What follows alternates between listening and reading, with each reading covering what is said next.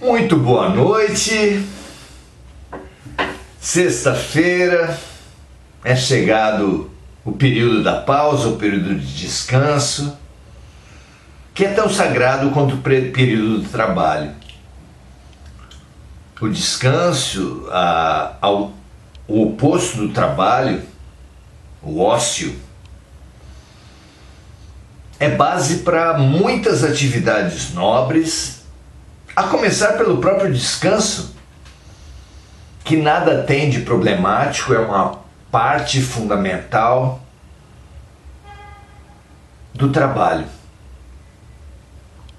Mas, como se diz, o cérebro descansa carregando pedras, então muitas vezes o descanso é apenas uma atividade diferente, uma atividade renovadora, como as atividades culturais, os passeios, as atividades esportivas, as atividades filosóficas, a produção de arte. Tudo isso depende, precisa de uma quebra de ritmo, de uma posição diferente frente ao mundo. Diferente daquela rotineira, daquele automatismo que o trabalho cotidiano muitas vezes nos leva, sem nenhum demérito. Nós precisamos de uma certa rotina. A rotina é feita para não termos que pensar segundo a segundo o que estamos fazendo. Acordamos e já sabemos o que vamos fazer. Só, no geral, localizamos que dia da semana é hoje e já engatamos no modo automático. É a rotina. Nada há de problema, é o funcionamento natural. Mas agora, sexta-feira, nossa pausa, nosso ritmo diferente é fundamental para, na segunda, retomarmos o ritmo do trabalho, da produção. Vamos então, na nossa quebra de ritmo, que independe da divisão meio de semana, final de semana, mas a nossa quebra de ritmo, que é o alçar-se, o nos colocarmos na perspectiva espiritual. Esse é o nosso exercício, vamos seguir nele, porque é ainda mais imprescindível que a pausa. A perspectiva espiritual muda tudo sem mudar nada. Os nossos maiores desafios se tornam remédios, possibilidades, preciosos inclusive. O inimigo, olhado do ponto de vista espiritual, é apenas uma individualidade com a qual tivemos diferenças e que a vida nos trouxe para a convivência, para nos reconciliar. É uma oportunidade de nos desamarrar do passado. O conflito, a pessoa antipática. Assim como é oportunidade de nos desvencilhar do passado, a própria doença, os próprios desafios do cotidiano, o desemprego, as desavenças com vizinhos no local de trabalho. Tudo é sempre impulso para frente, impulso para o bem, impulso para a profundidade. Aceitemos o impulso, aceitemos os convites da vida. É claro que para isso precisamos enxergar nos fatos, primeiro, esses convites da vida, que tudo, na verdade, é a nosso favor, que não existem adversidades, porque nada nos é adverso, que não existem contrariedades, posto que nada nos é contrário no universo de Deus perfeitamente bom e perfeitamente justo. Ótimo, que assim seja. Hoje vamos falar sobre as privações voluntárias, começando por falar da questão do bem-estar. Kardec, nas questões 718 e 719, traz para a nossa reflexão a questão do bem-estar, para que os espíritos refresquem, nos tragam um ponto de vista diferente sobre a questão do bem-estar. É o capítulo 5 da terceira parte, capítulo 5, que tem por título Lei da Conservação. A questão do bem-estar, ela é objeto de visões extremadas na nossa sociedade. Alguns abominam a busca do bem-estar como se ela fosse em si um mal. Será que o bem-estar é um mal? Será que é condenável uma pessoa que busca o bem-estar? Será que é condenável alguém que vive em função do bem-estar, que sacrifica o bem-estar dos outros e a sua própria saúde física em função do prazer? O que vocês acham? Quais os limites para o bem-estar? Essa é a nossa questão de hoje. Vamos nela então. Questão 718, Kardec pergunta assim: a lei da conservação obriga o homem a prover as necessidades do corpo? Então há uma lei de conservação, há um instinto de conservação que rege não apenas o reino hominal dos seres humanos, mas também o reino animal e o reino vegetal. Toda a criação de Deus funciona, é influenciada pela lei da conservação. E, partindo dela, Kardec pergunta: a lei de conservação obriga o homem a prover as necessidades do corpo? E a resposta é sim. A lei da conservação obriga o homem a prover as necessidades do corpo. Por quê? Sem força e sem saúde, o trabalho é impossível. E o trabalho, a atividade, a vida é um grande eixo que explica a existência dos espíritos na encarnação. Se estamos encarnados, estamos para trabalhar, estamos para nos conservar, estamos para buscar a nossa própria saúde. Até porque quem busca a saúde física vai se deparar com a questão da saúde integral. E a saúde integral é o próprio sinônimo da felicidade. Diz a Organização Mundial da Saúde das Nações Unidas que saúde é o completo bem-estar bio, psico, social e espiritual. Como a felicidade pode ser mais do que isso? Então, buscar a saúde é buscar o completo bem-estar em todos os ângulos da vida. Então, não há problema em o homem, em o ser humano, buscar atender às necessidades do corpo. Porque esse atendimento é condição para a saúde e para a força, que são ferramentas fundamentais para realizarmos qualquer trabalho. Para trabalhar, nós precisamos ter saúde e força. E essa saúde e força são decorrências da nossa atividade, da nossa prioridade na conservação do corpo. Questão 719. O homem que procura o seu bem-estar deve ser censurado? A resposta vem: o bem-estar é um desejo natural para o ser humano. Na verdade, é um desejo natural também para todos os reinos, mas que adquire, claro, nuances, colorido especial na humanidade. Na humanidade, o bem-estar é um desejo natural. Deus só proíbe o abuso da busca pelo bem-estar.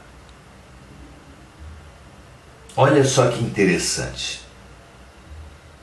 Deus só proíbe o abuso por ser contrário à lei de conservação.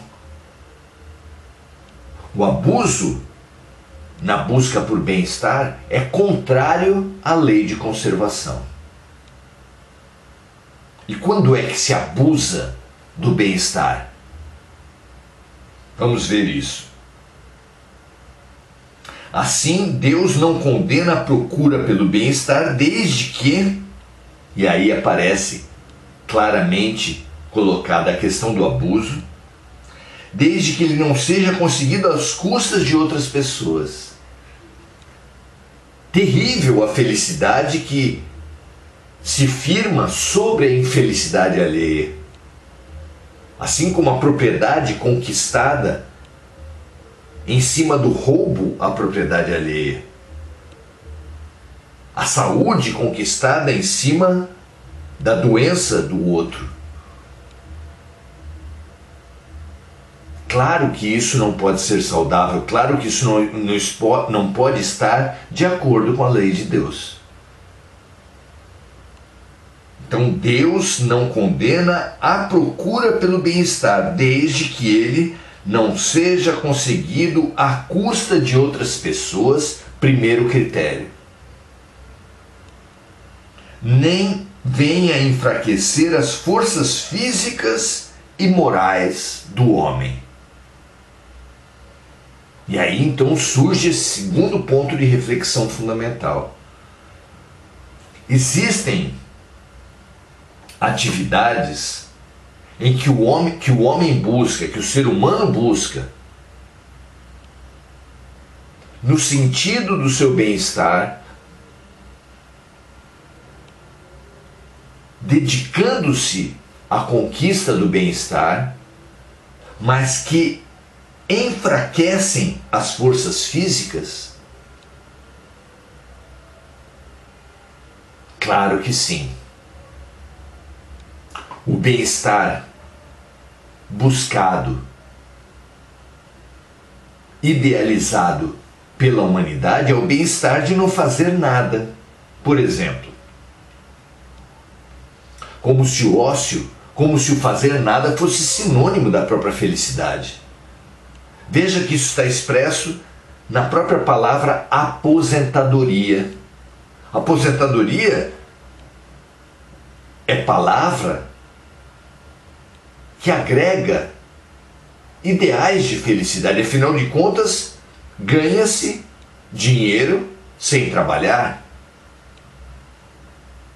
Não se precisa submeter a ordens, a disciplinas. O aposentado é aquele que tem a liberdade de fazer o que deseja, tem recurso e tem a liberdade, tem o tempo para fazer aquilo que deseja. Sem dúvida, a aposentadoria, em muitos aspectos, é uma síntese do ideal de felicidade humana, assim como síntese de todas as sínteses é o paraíso. O paraíso teológico é muitas vezes apresentado para nós como ficarmos sentados, deitados em nuvens, ouvindo anjos tocarem harpas.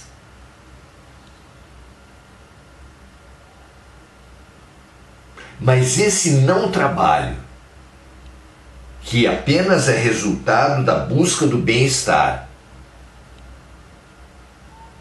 ele é contrário às leis de Deus? Ele é contrário à própria conservação do corpo. Porque a saúde física exige movimento. Mesmo que não seja um movimento esportivo, mesmo que não seja um movimento extremo, e o movimento extremo, mesmo o esporte de ponta, ele prejudica em muito a saúde física, ele desgasta excessivamente a máquina física. Mas não ter movimento, como está expresso nos nossos ideais de aposentadoria, de paraíso especialmente, não é saudável. Então é contrário à lei de conservação física. Mas também o nada fazer, o bem-estar traduzido pelo nada fazer, por exemplo, enfraquece as forças morais do homem. Porque não fazer nada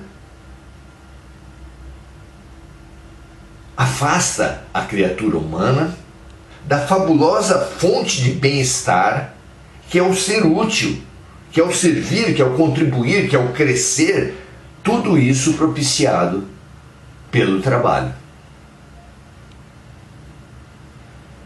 Então, vamos voltar ao raciocínio.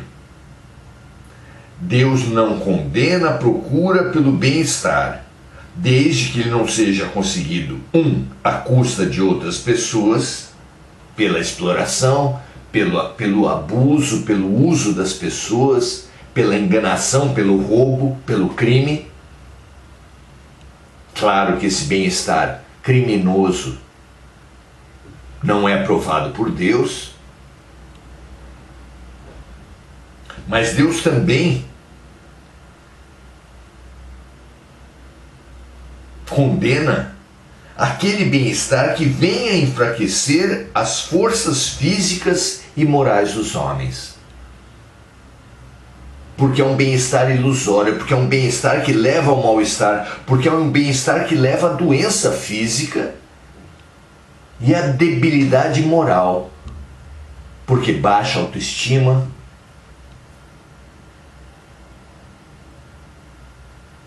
porque afasta os ganhos que exigem, e todos os ganhos exigem disciplina, perseverança, paciência, persistência.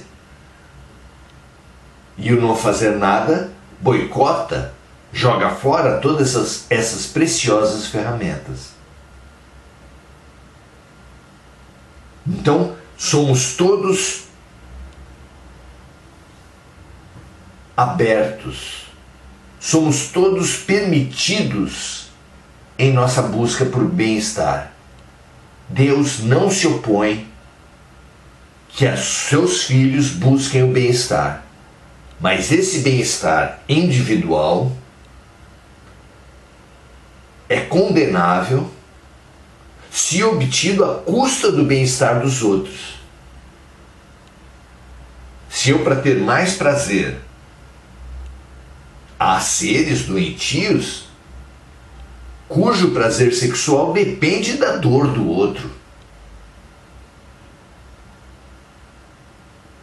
Há abundâncias de dinheiro, como nós já falamos, que vem da retirada do dinheiro dos outros, da retirada dos bens dos outros, ou seja, do roubo. Ah, mas eu estou buscando o meu bem-estar. Mas se esse bem-estar se alicerça, exige o mal-estar, a privação, a exploração dos outros, não pode ser bom. Havia um ditado da malandragem carioca que dizia que é moralmente errado deixar um otário de posse do seu próprio dinheiro. Tenta-se criar, é até cômico, mas tenta-se criar uma base moral para o roubo, para o golpe. E não há justificativa moral nenhuma para o roubo e para o golpe.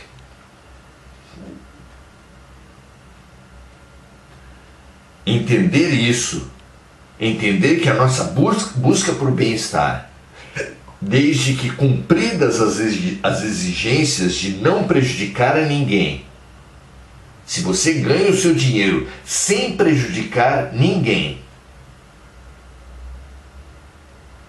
tanto agora quanto no médio e no longo prazo, se você ganha o seu dinheiro sem prejudicar a sua própria saúde física e a sua própria harmonia moral e espiritual, não há qualquer problema em buscar o bem-estar. Mas, consequentemente, será condenável, será abominável, será desarmonizador e doentio todo bem-estar, como o das drogas, como o do álcool em excesso, como do consumo em excesso, do comer em excesso.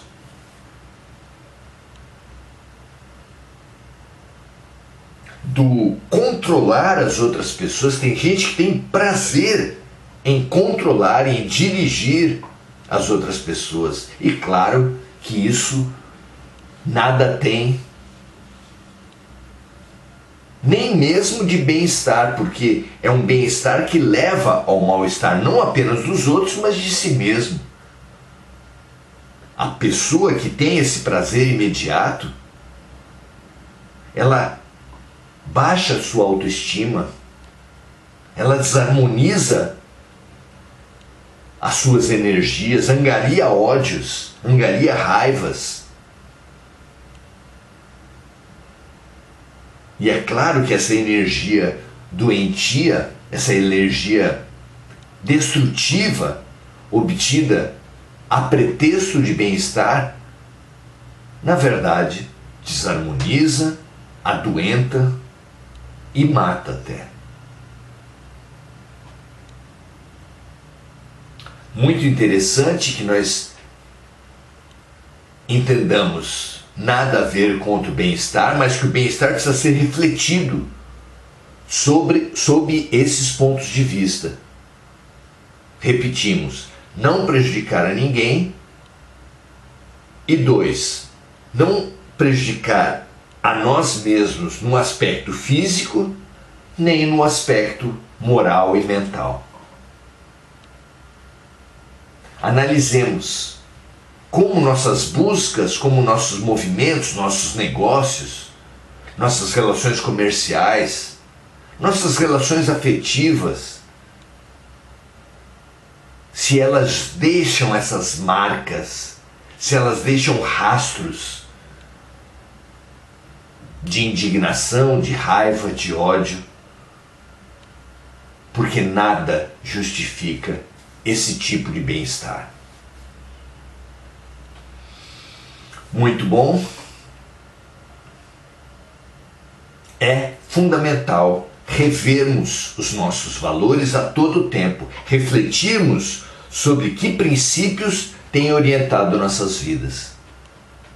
Porque só fazendo isso podemos fazer a urgente correção de rota, reparando erros passados, reharmonizando atitudes presentes e nos abrindo ao futuro. Porque, como diz Jesus, a grande maneira de nos livrarmos de todo mal é não cairmos mais em tentações. E para nós não cairmos em tentações, precisamos ter clareza ética, clareza moral, jamais nos permitindo prazeres imediatos que nos levem a doenças e a desarmonias no futuro, nem mesmo prazeres imediatos que levem ao desprazer, à privação, à desarmonia aos outros. Que essa capacidade de agir e assistir a nós mesmos agindo, de sermos os atores e os diretores da nossa cena, parando como os diretores fazem as cenas erradas para refazê-las corretamente,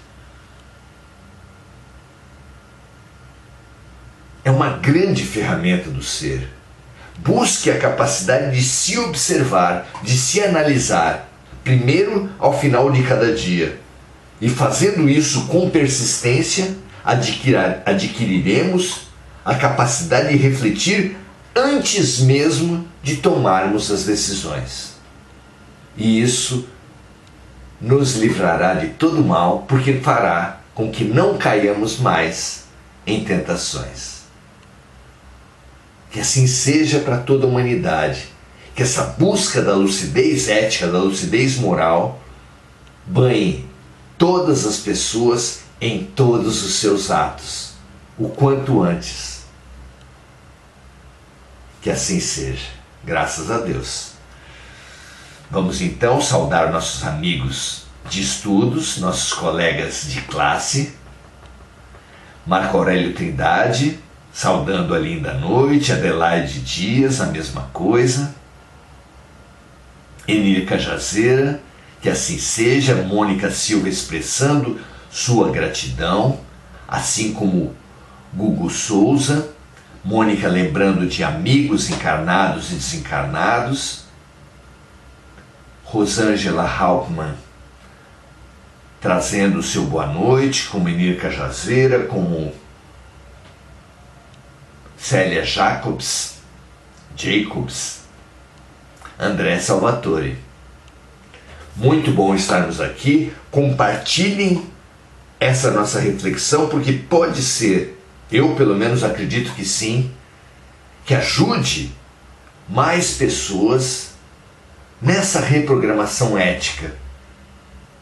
Ferramenta imprescindível para tomarmos boas decisões já e no futuro que se apresenta, no qual seremos provados, seremos testados, para que seja ferida a nossa capacidade de estarmos no mundo de regeneração, de sermos promovidos com a promoção da humanidade, que faz a sua transição planetária, ou de precisarmos de séculos de vida ainda no território da dor, das expiações, das provas, para retirarmos dessa experiência dolorida as lições, os remédios que até agora temos teimado em não ver. Porque Deus nunca desiste de nós. Um grande abraço a todos. Até amanhã. Ótimo final de sexta-feira para todos nós.